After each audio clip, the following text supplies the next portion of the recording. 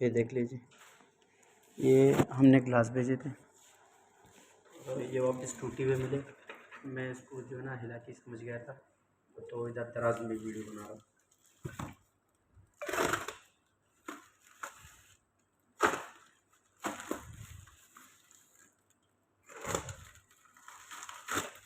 अगर आप कहते हैं कि ये आप सेट पैकिंग कर ले तो ये आप पैकिंग भी चेक कर लें हमारी से।